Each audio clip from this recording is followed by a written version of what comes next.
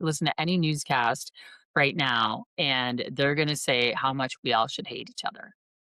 But really, when it comes down to it, everyone wants to be seen, everyone wants to be loved, everyone wants to be understood, and everyone wants to be heard. So if you have compassion to hear and see and be with someone, even and especially if they have a different viewpoint, then maybe they'll give you the same respect and they'll listen as well. And then we'll realize that our differences are not that different. Welcome to Pebbles of Light, where we highlight the everyday people who bring hope, comfort, and light to others. I'm your host, Maxson, sharing meaningful stories to help you find light in your journey. If the messages shared resonate with you, please follow, share, or support the podcast through Patreon to help keep the mic on and spread the light even farther. Hey friends, we are almost at 50 episodes of Pebbles of Light. Can you believe it? I have loved this opportunity to share these stories, and I want to hear from you. At the top of the show notes, there's a link that says text or voice message the show. Please reach out and share about someone who's placed a pebble of light in your path. Now, on to today's episode. Welcome to Pebbles of Light. In our previous episode, Adam Brownlee helped us explore the science of happiness and the role hope and forgiveness play in shaping our lives. The pebble from that episode was to take a few minutes today to reflect on a mistake you've been holding on to. Ask yourself, what experiences led me to that decision? And see if you can offer yourself the same compassion that you would to someone else. Today's episode builds on that idea as Michele Kehrer shares how brave shifts, those moments when life pushes us into change, can reshape how we see ourselves and the world. Michele's book, Brave Shift, 30 Mindset Changes to Transform Your Life, has been featured on CNN and other news outlets. She emphasized the idea of bite-sized shifts that allow lasting change.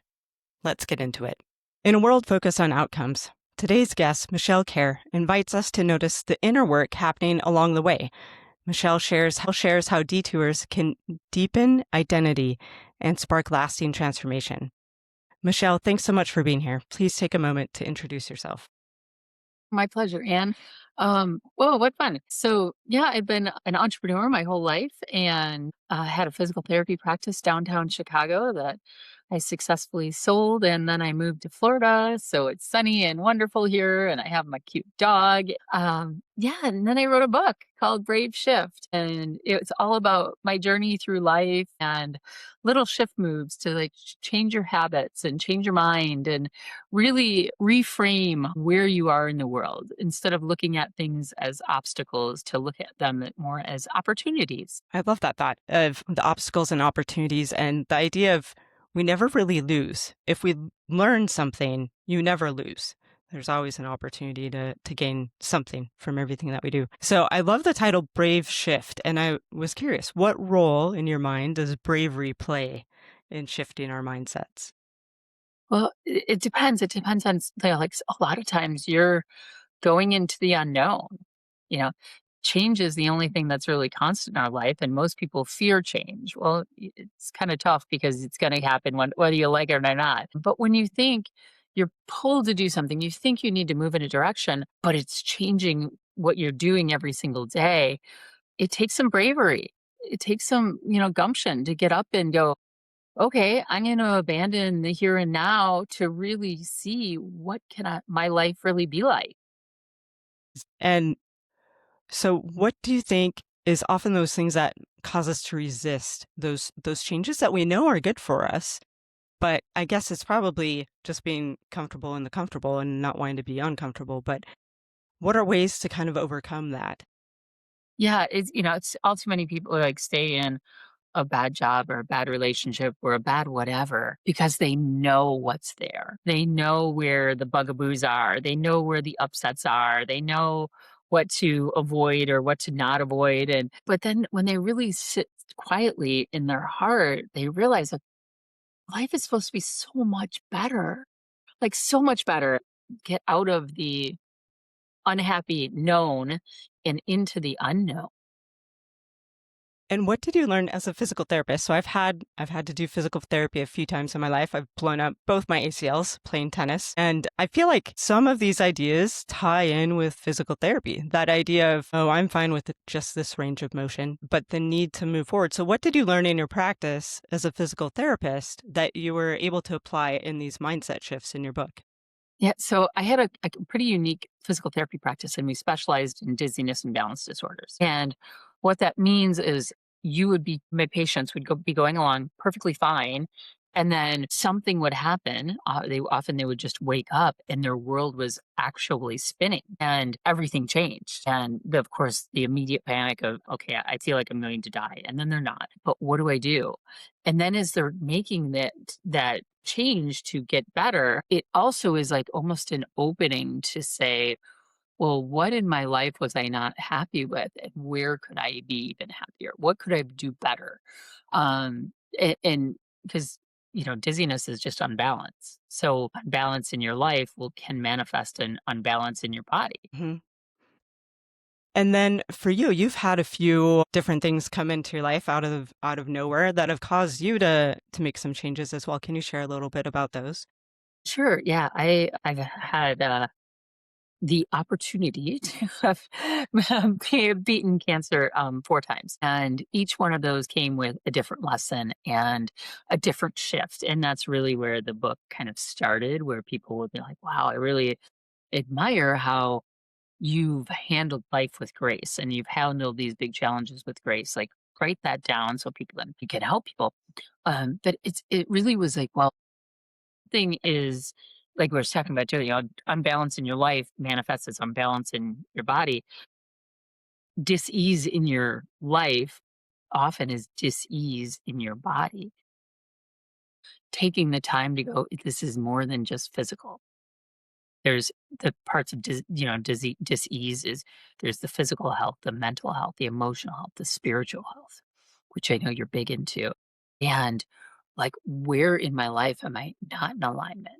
Where am I being called to shift, to change, to really fix the things that are not in alignment? How do I get myself back? Just yesterday, I did an interview that will come right the week before this one airs, and it was with Adam Brownlee, and he wrote a book called Happypedia, and he talks about these 6 pillars of happiness. So a lot of them are kind of what you expect as far as good health, right? Like eating well, exercising, having good socialization, getting good sleep. But then he also talks about like the idea of novelty, like trying something new and moving forward and learning something new. And he also talks about the importance of hope. And I think sometimes, I don't know, like for me, I was like, okay, that fourth cancer diagnosis, wouldn't you kind of have a little moment of like, wait, why me? And feeling a little frustrated. How did you shift your mindset there? Or maybe you didn't have that. Maybe you're just a superwoman and that thought didn't come to your mind at all. Oh no, Anne, I'm real. I'm a real person with real feelings, and I've had real anger and real sad and real scare. And yeah, and I remember actually specifically after the third diagnosis, was like, out of what? Like, how is this possible? And I mean, I had a big conversation with, our larger entity, our creator. And I just said, you need to fix this right now. Like, fix something in my life. Like, if I have to do this, you have to do that. Do something. Like, fix something. Yeah. And you're going, and also like, show me what lesson I'm supposed to learn, because if I've not received that and if I've not done it, it's not been clearly told to me. So give me some clarity here. And it was interesting. It was eye-opening to see like what presented itself after that, and then how I could really choose to shift and change. And this past diagnosis, it was really about, I had gone back to some bad habits of letting people that weren't the best people in my life and being not as protective of me, just letting my energy leak out all over the place. So how was it fixed and how did you transform that time? Well, and one of the funny things is I was always raised, uh, your outward self, like how you present yourself is everything. Well, that means like anger doesn't happen, sadness doesn't happen, like unless you're joyful all the time, then there's something wrong with you or you're not a good person. And I realize that that's a huge disservice. So it is okay to be angry and sad and scared, and it's also okay to talk about it and to be real about it.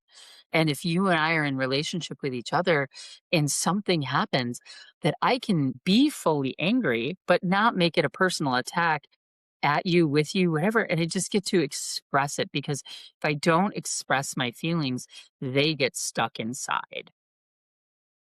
And that can be a really difficult position. And I feel like when we're doing that, when we have our feelings just kind of stuck and we feel stifled, I guess would be the term, it makes it so we don't show up for those around us the way that we should either. And especially we're not showing up for ourselves. I think that's where the main issue lies. Yeah. And then we appear disingenuous, because they're like, wait a minute, you're not, you don't feel like yourself. You don't look like yourself. Like, you're saying one thing, but the energy that you're putting out is completely different. So who are you really? What is this really about? So as we go through these changes and shifts in our mindset and willingness to learn to grow, I feel like sometimes we may not lose, but redefine parts of our identity and our relationship with others. And how do we manage that in all that we go through? Like sometimes we'll be like, okay, I'm going to do a podcast now. And then you have to put yourself kind of out there. And I'm usually a pretty quiet introvert type person, but doing a podcast, I've felt this desire to share people's stories like yours. And that requires me to kind of shift things a little bit, go into the unknown, put my face on a screen, and do all of these different things. And so, what are ways to fortify ourselves as we're in that stage of uncomfortable? The first thing, come back to your breath. Yeah, there's a little, there's a million little sayings out in the world that fear really is excitement without breath, or however that's said, or something. There's something along those lines. But how often when we find ourselves, like, all of a sudden we're breathing very shallow and we're really constricted, and what we need to do is open up, stretch out our chest, really deep, breathe deep, and like let the oxygen flow, so we can clearly see from a place of non-constriction, and that whatever we're afraid of is probably going to be the coolest thing ever. And you get to have such amazing conversations with so many people. Had you not faced that fear, and said, I am an introvert, so I'm just going to stay an introvert, the world would not be as great as it is today. Yeah. And I think the first episode that I did when I kind of came back, I had like a 2-year hiatus and I came back. And the first episode I did was a solo episode. So really putting myself out there. But it was all about overcoming feelings of failure or fear of failure, even like just being concerned about that unknown and not really being confident moving forward, but knowing that if you feel inspired and impressed to do something that overall will likely be good and add goodness and light into the world, that you should move forward and look at those uncertainties as more of a teacher and an opportunity, as you said, instead of a threat or an obstacle that we need to overcome. Yeah, yeah. Like, one of the chapters in my book is, it's either a good time or a good story. Exactly. Exactly. So, kind of along with that, I guess, what role does humility play in this process of transformation and changing? I take a little bit different stance on humility, Yeah. because if you look at humble as a word, it is really not all that flattering. Like, the definition of humble is putting yourself beneath others and being in that subservient role. So I don't encourage people to be humble. I encourage people to feel awe. So if I did a talk the other day in Houston, and every single woman in the room was like bigger and cooler and had done more than the last, and instead of feeling humble, I stepped back and was like, let me take a breath and realize, like, how awesome this actually is. Like, how amazing it is that I actually get to be in the presence of these women, and they chose me to speak with them, to them. So I really like choosing to be in awe. Like we talked about, or you talked about earlier, about like, coming back to like that play and that having more fun and having things be new again, like really looking at life through the lenses that we did when we were children. And when you were talking about definitions of humble, one of the words that came to my mind was meekness, right? So meekness isn't necessarily weakness. It's a strength, but a strength that doesn't flaunt itself, I guess is how I would say it. And I loved your story about being in the presence of those women that you kind of see as examples to you. I've had a few instances. So I started a business a few years ago and have gone to, different large business events and pitch competitions and things like that. And there is a very real feeling of being like, what am I, that imposter syndrome, right? Like, what am I doing here? But the importance of taking a moment to look back and think, okay, like there's a reason I'm here. One of our advisors, he gave me some of the greatest advice. I'd been invited to go to this really fancy conference and I was a little nervous. I was like, should I go? Because I feel really out of place and our business isn't nearly as far as the majority of the people who will be presenting. And I don't know if I belong there. And he said, you belong wherever you are. And I just love that insight of you belong wherever you are because that's why you're there. There's a purpose in you being there. So, how did these pivots and these changes for you in your experience, how have they helped to deepen your relationships with others? Authentic. Like, I don't talk about the weather, right? Especially now living in Florida, it's always sunny. But I always tell people, like, why either complain or be happy about the weather? Like, we have apps for that. Like, of course, everyone is aware of what the weather is, whether it's rainy or cloudy or hurricane or sunny or whatever. But like, more like, tell me more about you. I've had this sweet neighbor who's so dang cute, and her life with her husband has been nothing short of an adventure. And to go and sit with her and say, "Tell me about when you were my age. Tell me about when you were growing up. Tell me about your own experiences." Like, I want to hear her life. I want to know more about her. And then that creates conversation where most often then it's reciprocated and you get to create a deeper bond with the person with you. Just a couple weeks ago, I had an interview with a young man who just served a mission in Japan. And he talked about, how he had changed during his 2 years in Japan. He said, before he went, he was not really one who was going to go and start conversations with others, that he was just going to, let things come as they were. And if people would come talk to him, then he was fine. But as a missionary, that's what you do is you just go and you talk to people. And he shared about how in Japan it's interesting because Christianity is not the main religion. Most people, he's like, it was weird because I'd, be like, hey, we're talking about Jesus Christ. And they were like, who? He's like, wait, what? So but he said, there's tons of people in Japan who wear a Dodgers hat because Shohei Ohtani, baseball player. And so he's like, so I'd be like, hey, I really like your hat. Do you like baseball? And just connecting with people. And he's like, and I started to love that idea of just start a conversation with people and just, get to know them. And honestly, that's one of the things I love about the podcast is I get to meet people and connect with them and hear their stories. And I think there's a quote by C.S. Lewis that talks about that idea of like everybody around us is some sort of, offspring of deity. There's no normal mortals walking around. We all have a story to tell, a story to share, lessons to be learned from. And I think that sometimes that can be something that can be hard for us to do is to go out and talk to others and get to know them. But there's such an opportunity there that will be missed if we don't do that. And in today's world, I think sometimes it's even more so because people have their phones out all the time. Instead of chatting with the person that's in front of you in line at the grocery store, you've got your phone out instead. So what would be your recommendations on that side of things from, making sure our brave shifts include interpersonal communication outside of a screen?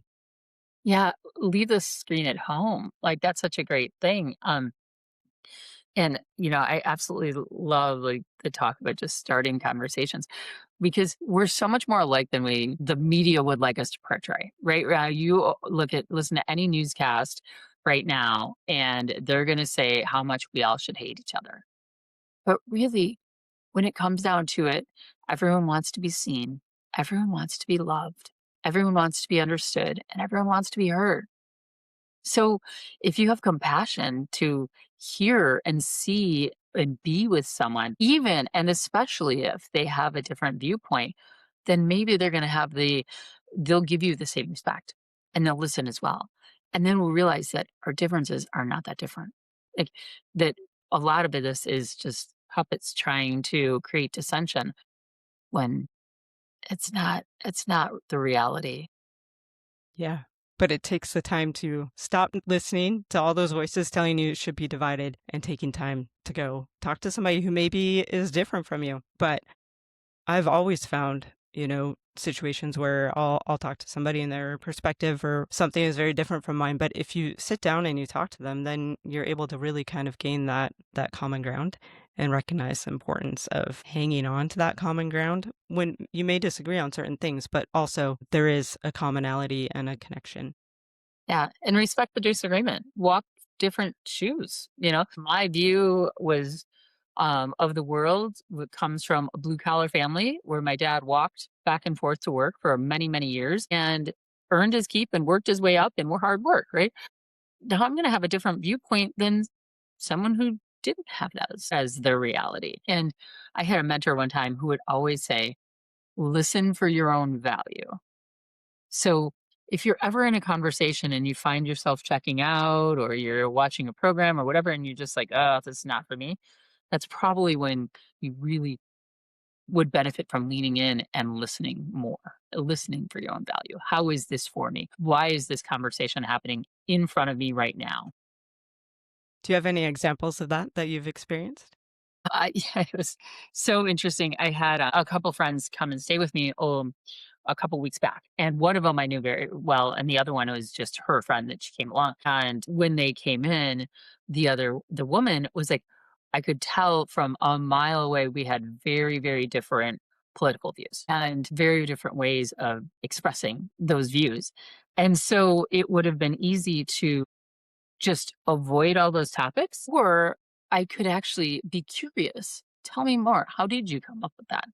What makes you feel that way? And not from like why are you feeling like that, but like really like what shaped you? How did you get to this point of view at this point in your life? Yeah, and that I think also along with that is the willingness to allow others to change their mind and recognizing that sometimes people's viewpoints will swing from one side to another. It's complicated right now in this day and age to make sure that we're giving people that opportunity. Like we all want to be seen, known, and loved, but we also need to make sure that we are striving to help see, know, and love others as well. Yeah, exactly. Yeah. So as we're working on these shifts in our lives and we've got all these daily responsibilities as well, how are we able to prioritize that inner transformation, that brave shift? How intentional do we have to be in order to make sure that we're doing the things that we need to on the inner work as we have all the temporal things swarming around in our minds?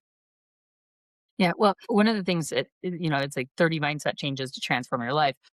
I'm not recommending everyone do 30 at all. I'm recommending like one, maybe two. Like, look at your life and go, what one thing, if it shifted, would completely transform who I am and what my reality is right now? And then spend every dang day working on that one thing. And Hmm. then you'll get some momentum. And then when things improve, you're like, huh, maybe I'll try something else. But if someone sits down and goes, oh my gosh, I need to do all 30 all the time, it's the same as New Year's resolutions, right? I mean, like New Year's resolutions last what, a day or two. So, So give me some examples of those mindset shifts. I read through them a while ago, but it's been a bit. yeah, I'm big on gratitude. Whenever I find myself in a funk, I have to like go, hold on, time out. And I look around and I'm like, try to name at least three things that I'm grateful for. And then often I find I cannot stop at three. Like I'll get to 10, 20, and I'm like, okay. And then I realize, all right, well, whatever was bugging me was not so bad because now I'm just thinking about all the things that are amazing. And then also getting back in nature. We spend so much time behind screens. And even when we're outside, we're on screens. Put the phone away, put the computer away, go get barefoot, walk outside, hug a tree if you feel so inclined, and just marvel. The birds, they fly, they've got freedom, and trees grow no matter what is going on in our environment. And grass is going to continue to grow, flowers are going to continue to bloom.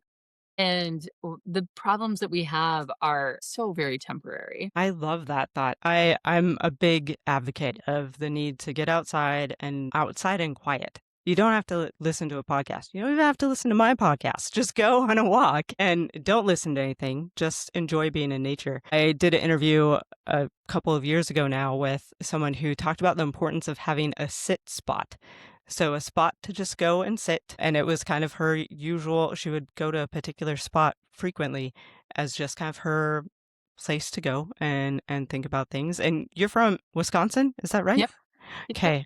And Minnesota. So for me, like water is my jam. And I don't think it's necessarily just because I'm from Minnesota, because I think it's pretty common, but having grown up on a lake, it's just so restorative to me that, and the interconnectedness of water. Like it's so cool to sit, like, especially if you're on, on an ocean, you can be like, wow, this water was potentially on the other side of the world yesterday or, probably a few days ago, but thinking about currents and stuff like that and just the life-giving capability of water and what it provides to us. And it's a great thing to contemplate when the world Yeah. seems heavy. That's my happy place too. I always tell people if I ever get lost and you can't find me, go to the nearest body of water. Because I'm sitting there, and I grew up right on Lake Michigan, and it's amazing because for especially for people that say they don't like change, go sit with a body of water because it is not the same body of water. 5 minutes, 10 minutes, 2 days. It's totally different. It's completely changed. It can look the same, but it's completely changed. Yeah. So as you were writing your book, was there anything that came out that surprised you as you're working on it? There was something you're like, that thought is kind of out of the blue for me. What were some things that maybe surprised you as you were writing?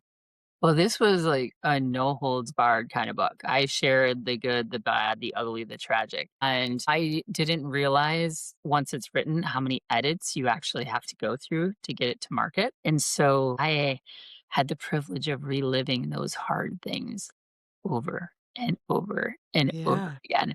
And the beauty of that was like I could find spots in my body and in my life that weren't healed yet, that Hmm. still needed some love, that still needed some compassion, and that was very interesting to me because I was like, "Oh, I wrote it down, it should be fine."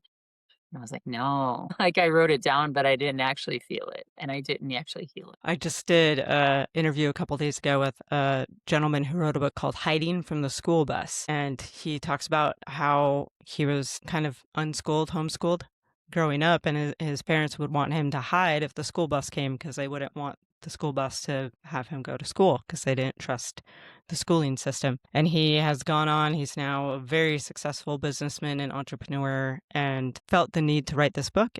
I was like, that's kind of interesting because at the story that you're telling is all about hiding, but by telling the story, you're kind of doing the opposite. And so for you in some ways, was it a cathartic process to kind of get all of those things out there, as well as from the perspective of sharing your hard with others in hopes that it may make their hard a little bit easier, maybe not easier, but just know somebody else has walked that path as well. Yeah, absolutely. That was the whole reason for writing it, and even when it was hard and cathartic and all of that, I was like, "Whoa." I had friends read it, and they were like, "Do you really wanna include that part in that?" And I was like, "Because of your reaction, I really do. I really do." Like, life is hard sometimes, and sometimes people aren't nice, and it's not about calling anyone out. It's only to recognize it's hard, and we all have had hard. We never know the hard things that other people are going through, which goes into that idea of connecting with others and making sure that we're giving them grace and love and understanding, even if they aren't necessarily open with what their heart is. Yeah, yeah. Because maybe they didn't notice it was still there, or they didn't know they even had it. I mean, well, writing some of the stuff, I wrote one story and, it was about high school, and I was like, "Oh, this is, just a fun story to write." And as I kept editing it and reviewing it and all of that, I was like, "No, there's an ouch under there." Hmm.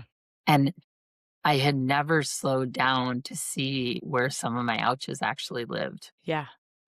I did EMDR therapy a few years ago, and it was eye opening to say the least, but also so healing. Part of the process that my particular therapist had me work through was to just kind of make a list of different experiences that were difficult for me and then note the negative belief that I had about myself within that experience.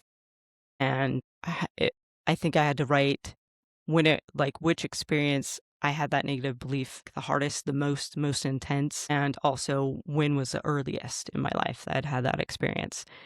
And that was like eye opening in the fact that I hadn't realized the quantity of those experiences that I had had in my life caused kind of some of these negative beliefs that I had about myself and the need to work through them. But interestingly, as I was doing EMDR, it helps you have the memory, but kind of pull the emotion out of it. And I remember talking to my therapist about it because some of these experiences I had gone through were hard and difficult, but I also felt they were instructive, not only for me, but as a way that I can be more empathetic for others who may go through something similar. And I said, I don't want to completely lose it because I feel like it gives me power isn't the right word, but maybe it is. It gives me power as I'm able to help and guide others. And she said, "Oh, it will still be there." But I think it kind of struck her as odd. Is okay, these are really difficult things, and you don't want to lose them. But there's that side of what you learn from it, and you don't necessarily want to lose the lessons that you've learned from the hard things that you've gone through. Yeah, that makes sense. So, is there anything else that you want to share? One of the things that's been the most fun in this that I didn't also see coming was on my website, there's a little contact me form, and people are reaching out with how the book impacted them. And it's so cool. I had this woman from across the globe had found it on NetGalley or I don't even know what, read it and was like, I have been in a bad relationship for 25 years and I never had the power to change because I couldn't see that things could be better. I read your book and I think I'm ready to make a change. I was like blown away because I didn't think that my little book would have that kind of impact on anyone. But hearing people's stories, like their brave shifts, have been so amazing. And I respond back to everyone that reaches out, especially when they share something so personal and so deep.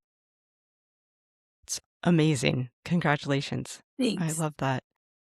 I have, I think we've talked about this. I've got a health tech startup, and just recently we've been able to recognize the real impact that we're having on patient success and patients' lives. And it's been 7 years of working on it, and we're finally at that point where you can see real results and real tangible things that are helping patients get the care that they need. And I had no idea how overwhelmed I would feel when I heard that. I mean, I dreamed and wished and hoped that we would see that happen. But now that I'm able to see it in real time with real patients, it means more than I could ever really explain. And so I would imagine it's a similar situation. Yeah, it's very cool. And congratulations. Thank you. So, one last question. The purpose of Pebbles of Light is to celebrate those relationships that have helped to brighten our paths as we move along. And could you share about one or two people who maybe have brightened your path by placing a pebble of light in it? Oh gosh. The first two people that come to mind are my friend Melanie and my friend Anna. I mean, they're just hilarious. I also have my friends that I call my butter puppets. I could talk for days on like people that have impacted my life. But my friend Melanie, we met when we were, I think, 23 years old. So we have officially known each other longer than we haven't. And she is my light. Like, if I need anything, I can count on her for real talk, real fun, or just some straight up silliness. Like, you often find us just giggling our faces off because it's just fun. Yeah.